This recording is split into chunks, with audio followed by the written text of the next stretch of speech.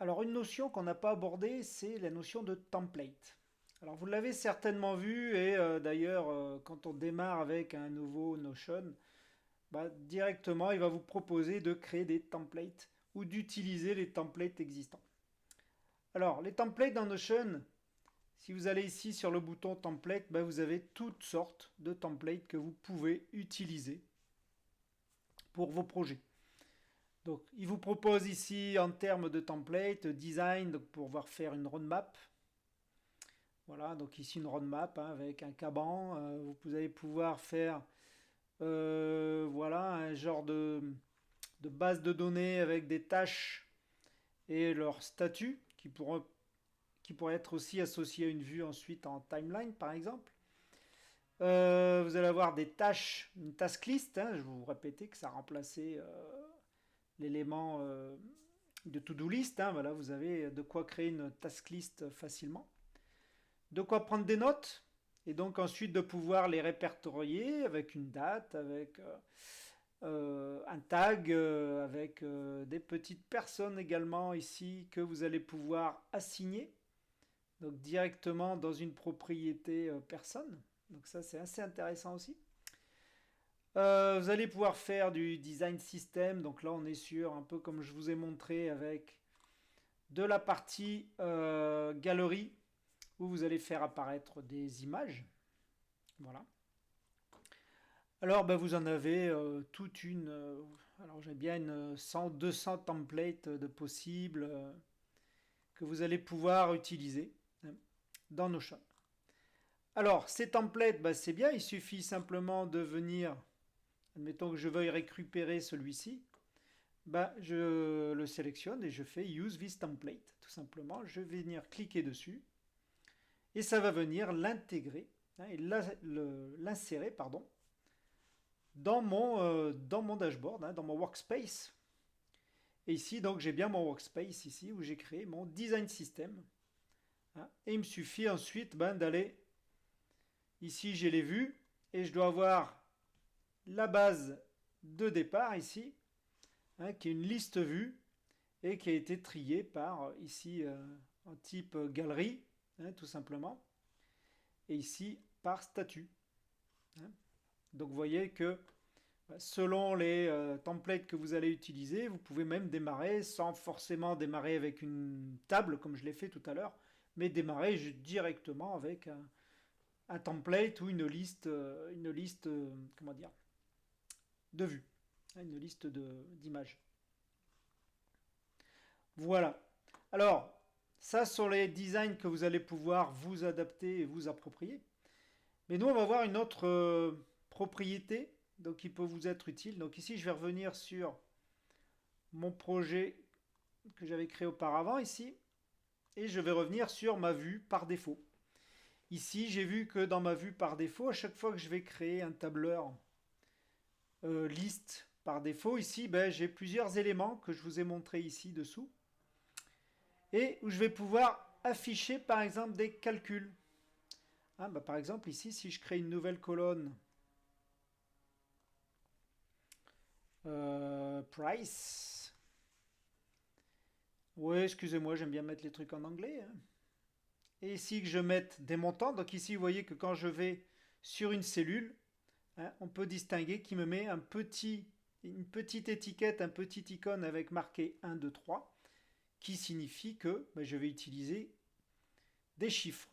Si je clique sur cette petite étiquette, je vais pouvoir venir sélectionner le type hein, de format numéraire que je veux. Des pourcentages, des nombres avec virgule, des nombres simples, l'euro, le dollar et différentes valeurs que je vais pouvoir mettre. Alors nous ici on va mettre des nombres simples et ici on va mettre par exemple des prix dans mes valeurs de tableur.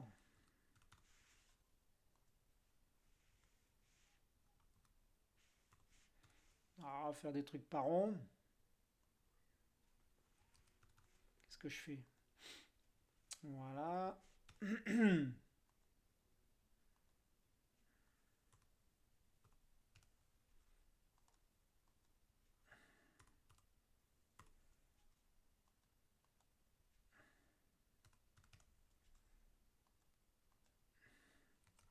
Ouais, je sais, je suis pas cher.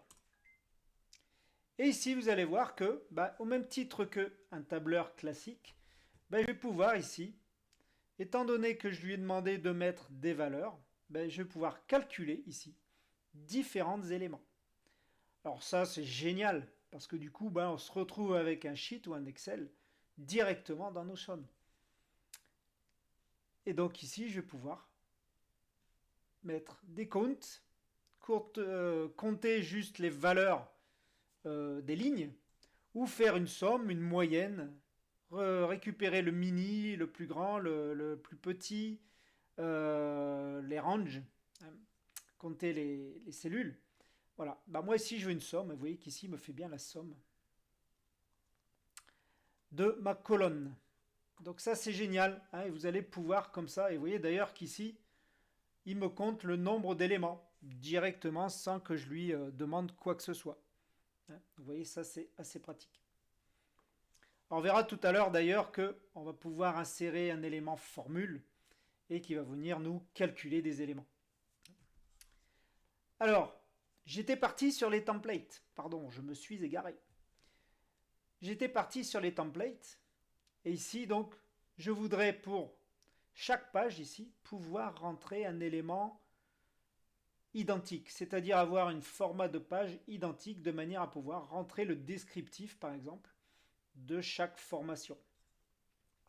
Alors, comment on va faire ça? Ici, vous avez peut-être constaté que vous avez, quand vous passez votre souris sur une ligne, un petit bouton hein, qui s'affiche, qui met Open a Page.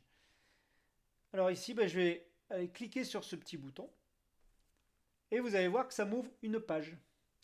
Cette page reprend les propriétés de ma ligne. Donc en termes de date, de somme, de tag, hein, de case à cocher et l'image.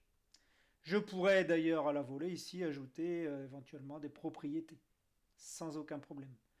Je pourrais ajouter un commentaire. On en parlera tout à l'heure. Et ici, en dessous, vous voyez que j'ai rien du tout. Alors j'ai rien du tout, mais je pourrais éventuellement, hop, vous voyez que si j'efface, je vais pouvoir, selon ce que me demande le message, press Enter to continue. Donc presser Entrée pour continuer avec une page vierge. Et là, donc, je vais venir taper en l'occurrence ce que je veux, mes blocs, refaire une page de texte. Mais moi, ce qui m'intéresserait, c'est se servir de cette page pour créer un template. Un template que je pourrais réutiliser pour toutes mes autres lignes. Vous allez comprendre. Je vais créer ici, cliquer sur Create a Template. Ici, j'ai comme une nouvelle page qui s'ouvre. On peut remarquer que c'est un template par ce petit bandeau qui me signale ici You're editing a template in mes projets vidéo. Donc je suis en train de créer un template pour la base mes projets vidéo. Quel va être le nom de ce template? Ça va être descriptif, formation. Donc c'est là où je vais mettre tout le contenu en fait des formations. Ici, je ne vais rien mettre au niveau des tags. Vous allez comprendre pourquoi. Par contre, ici, je vais venir commencer à ajouter mes blocs. Alors, comme tout à l'heure, je vais pouvoir ajouter un titre. Alors, rappelez-vous, Markdown. Mettre un titre H2. Descriptif. Voilà. Je vais ajouter dessous. Moi, j'aime bien mettre ça, je vous ai dit, dans des toggles. Hop. Alors, on peut utiliser les raccourcis clavier. J'ai pas encore vu tous les raccourcis. Et dans ce toggle, on va aller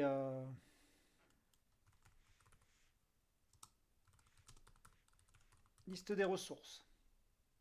Donc j'ai besoin de ressources pour ces formations. Et ici, je vais cliquer à l'intérieur. Et qu'est-ce que je vais mettre à l'intérieur? Je vais pouvoir mettre ce que je veux. Je vais pouvoir me recréer une table me recréer une base de données, me recréer tous les blocs que j'ai utilisés auparavant. Je vais pouvoir les remettre ici. Me mettre des documents, par exemple.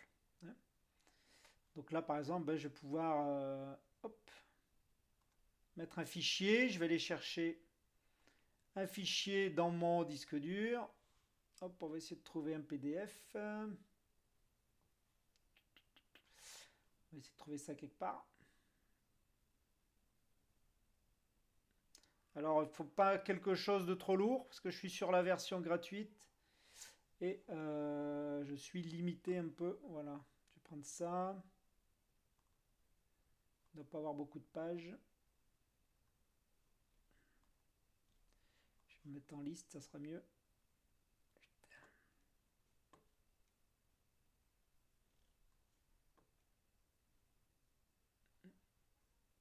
New le PDF.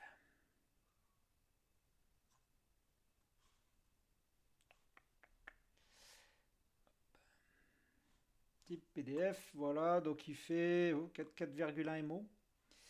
On va en prendre un plus petit, voilà celui-là. 34 kilos.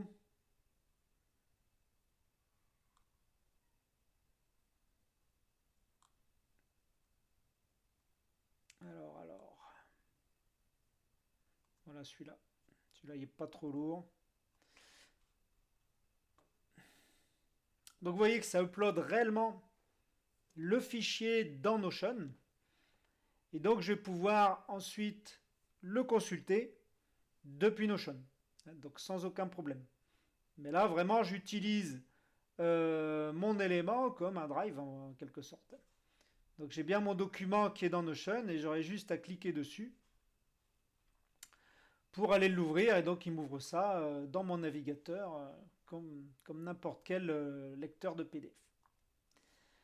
Alors ici je vais pouvoir ajouter d'autres ressources dessous. Pouvoir ajouter par exemple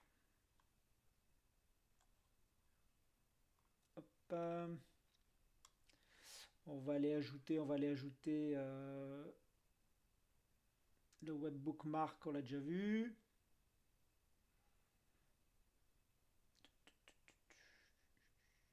Ah bah le embed, tiens, par exemple, j'aurais pu empaqueter directement mon PDF plutôt que le mettre dans mon comme lien. Hein, tiens, c'est un très bon exemple. Donc ici, je vais aller reprendre mon PDF. Alors là, je vais faire upload. Et donc, je vais aller uploader le même PDF que tout à l'heure. Là, ça, c'est 1,5 MO. Tiens, on va prendre un autre PDF de manière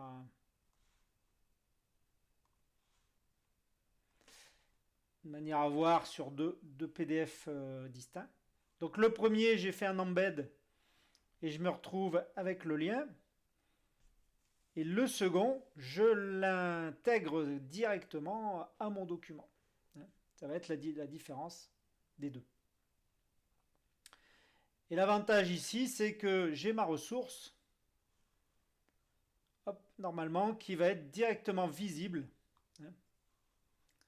dans mon document. Donc vous voyez, très pratique. Donc ici, je vais pouvoir agrandir, là je zoome, je scrolle sur mon PDF, mais je vais pouvoir éventuellement agrandir ma fenêtre de manière à avoir quelque chose de plus visible dans Notion. Ce qui me permettra d'avoir pratiquement une page de visible à chaque fois. Donc là, je vais mettre descriptif. Je vais remettre un autre titre dessous.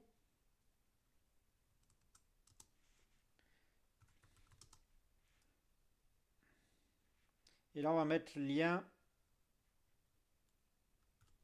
photo.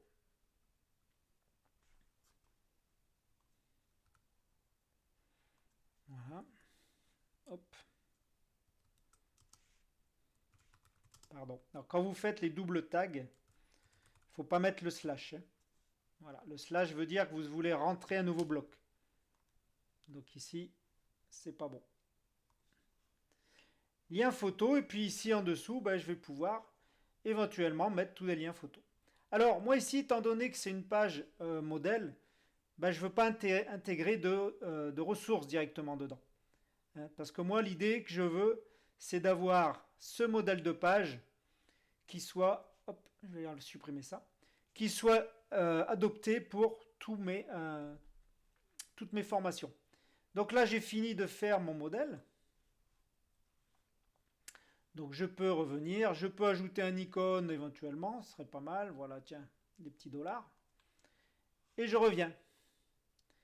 Et vous voyez qu'ici, donc, je vais pouvoir revenir sur chaque page de mes formations pour lequel je vais vouloir aller faire le descriptif. Et je vais pouvoir venir ajouter. Vous voyez que maintenant j'ai mon modèle ici qui est proposé. Et je vais pouvoir ajouter descriptif formation à chacune de mes pages. Alors du coup, ça reprend les tags ici directement de ma ligne de formation et vous voyez que ça ajoute automatiquement la liste des ressources, les liens photos et j'ai plus qu'à remplir et venir ajouter pour chacune de mes pages. Alors là, je peux venir et vous voyez qu'ici, d'ailleurs, ça a venu ajouter le petit icône de ma page de template devant ma formation.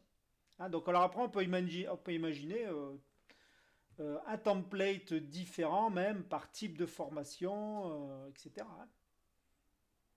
Voilà, donc je vais venir ajouter mon petit template à toutes mes formations de manière à pouvoir venir les remplir quand j'en aurai envie pour avancer sur ces projets. Et voilà. Donc toutes mes pages ont été créées. Je me retrouve avec une page template pour chacune de mes formations que je vais pouvoir aller remplir. Et je pourrais comme ça, ainsi, gérer mes différentes formations, mes différents projets, hein, directement depuis mes boards ou ma base de données.